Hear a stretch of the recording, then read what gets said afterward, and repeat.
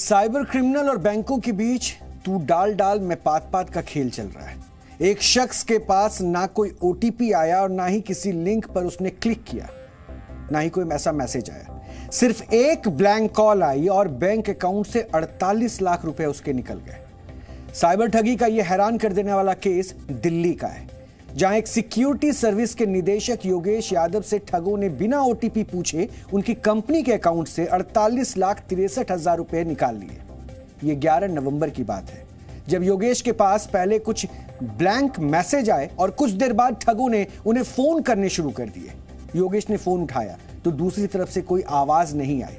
कुछ देर बाद योगेश ने मैसेज देखने के लिए अपने मोबाइल फोन को चेक किया तो पता चला कि उनके अकाउंट से पैसे कट गए। अभी तक तो यह कहा जाता है कि अगर आपने किसी को ओटीपी नहीं बताई तो आपके साथ बैंक फ्रॉड नहीं हो सकता, लेकिन अब साइबर क्रिमिनल्स ने इसका भी तोड़ निकाल लिया है और दिल्ली में बिना ओटीपी बैंक फ्रॉड का यह पहला मामला बताया जा रहा है।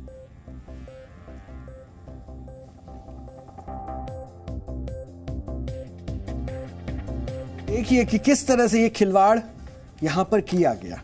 और इस वक्त मेरे पास पीड़ित योगेश की उस शिकायत की कॉपी है जो उन्होंने पुलिस को दी है। ये वो कॉपी है जिसमें उन्होंने पुलिस को तमाम जानकारी दी और इसमें उन्होंने कहा है कि किस तरह से उनके अकाउंट से पैसे निकाले गए हैं।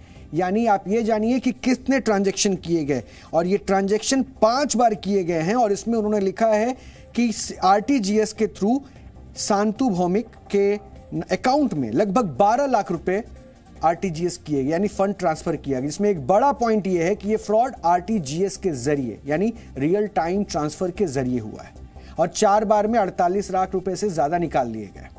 पहला ट्रांजैक्शन 12 लाख का है और ये शांतु भौमिक नाम के शख्स के बैंक अकाउंट में गए।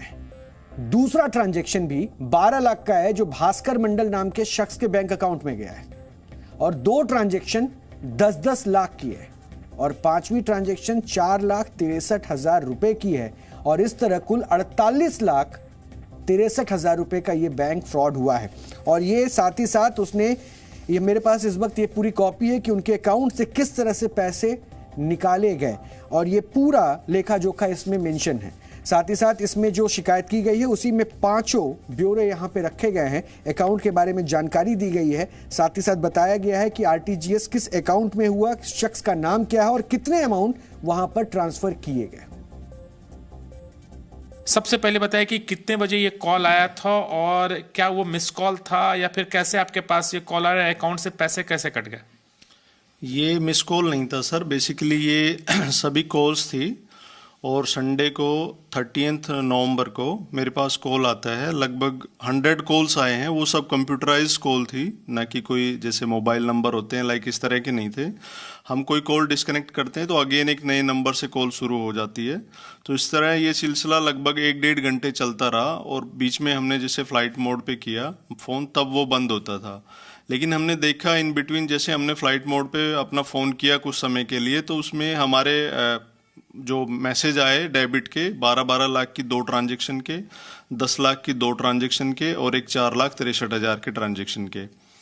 उसके लिए हमने तुरंत मेरे पास बैंक ऑफ बड़ौदा के जो जहाँ पर हमारा अकाउंट है उस मैनेजर से, मेरे पास नंबर सेव है तो मैनेजर से बात की। तो मैनेजर ने मुझे गाइड किया कि 1930 पे आप कॉल कीजिए सो दैट आपका अमाउंट वहाँ पे। कोई ओटीपी आया था आपके पास जब ये कॉल आ रहा था? तो नहीं, कोई ओटीपी हमसे ना लिया गया ना कोई ओटीपी आया उस ट्रांजैक्शन का, सिर्फ हमारे पास डेबिट के एसएमएस आए हैं। अच्छा, जब ये कॉल आ रहा था तो क्या उस कॉल में कोई आपसे बात कर रहा था, कोई नंबर या ओटीपी शेयर कर, कुछ इस तरह की बातें हुई? नहीं, कोई आप वहाँ से मतलब सामने से कोई वॉइस नहीं आ रही थी। हम हेलो हेलो कर रहे थे, 1-2 कॉल हमने उठाया भी था बट कोई जवाब नहीं आता था, इसलिए हमने बाकी कॉल्स उठाए भी नहीं। एक कॉल के बाद हमने कोई कॉल उठाया नहीं। मतलब रिंग लगातार आपके कॉल पर हो रहा था? यस, रिंग मैंने बताया ना, जैसे ही हम एक नंबर को डिस्कनेक्ट करते हैं तो अगेन एक नंबर दोबारा से एक नया डिस्प्ले पे आ जाता। तो इस तरह से 90-95 प्लस के नंबर्स वो कंटिन्यू मैंने काउंट किए थे मोबाइल में, तो लगभग 100 कॉल्स आई हैं। यानी ना किसी लिंक पर उन्होंने क्लिक किया ना ही ओटीपी आया। अब आप सोच रहे होंगे कि आखिर बिना ओटीपी ये बैंक फ्रॉड हो कैसे गया। इस मामले में पुलिस को शक है कि इस ठगी को अंजाम देने के लिए साइबर ठगों ने सिम स्वैप किया है। लेकिन यह सिम स्वैप क्या होता है, यह भी आपको जानना चाहिए। सिम स्वैप के लिए सबसे पहले साइबर क्रिमिनल किसी के सिम की डिटेल्स हासिल करते हैं, फिर उन डिटेल्स के जरिए सिम को क्लोन करके नकली सिम बना लिया जाता है। उसके बाद हैकर आपके फोन नंबर के सिम को अपने नाम से एक्टिव कर लेता है और एक बार सिम एक्टिव हो जाने के बाद साइबर ठग के पास आपके फोन पर कंट्रोल हो जाता है। और सिम स्वैपिंग का एक और जरिया यह भी है जिसका इस्तेमाल स्कैमर करते हैं। स्कैमर खोए हुए सिम या सुविधा के बहाने मोबाइल ऑपरेटरों से संपर्क करते हैं और उसी नंबर का नया सिम कार्ड ले लेते हैं। एक बार नया सिम कार्ड एक्टिवेट हो जाने के बाद वो पीड़ित के मोबाइल नंबर पर कंट्रोल प्राप्त कर लेते हैं और फिर पीड़ित के सभी ओटीपी नंबर और एसएमएस स्वैप किए गए सिम पर आने लगते हैं। इस तरह हैकर्स पीड़ित के अकाउंट से खुद के अकाउंट में पैसे ट्रांसफर कर लेता है।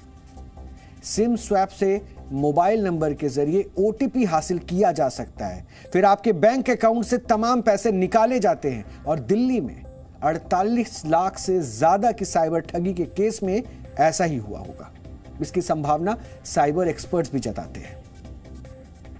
तेजी से जो साइबर क्राइम बढ़ रहा है वो है ऐसे भीड़ भाड़ वाले इलाकों में जब आप जाते हो या फिर कोई भी रोड पर चलता हुआ कोई भी आदमी आपसे आपका फोन मांगता है और बोलता है कि आप उसको इमरजेंसी है और इमरजेंसी में उसको कॉल करना है, तो हम कई बार अपना फोन अनअटेंडेड उनको दे देते हैं। इस प्रोसेस में कई बार आपसे आपके फोन पे नजर अगर नहीं फोकस नहीं है तो उस दौरान वो किसी तरीके से आपके फोन के ऊपर *21 कर हुई कई बार वो अपना जो कॉल फॉरवर्डिंग वाला ऑप्शन होता है वो उसको ऑन कर लेता है, तो जितनी भी कॉल्स आपके नंबर पर आती हैं वो कॉल्स ऑटोमेटिकली उसके नंबर पर फॉरवर्ड हो जाती है। अब इससे होता क्या है, इससे होता यह है कि आपके जो ओटीपी होते हैं वो दो तरह से जनरेट होते हैं। एक होता है आपका एसएमएस से जो ओटीपी जनरेट होता है, दूसरा होता है कॉल से।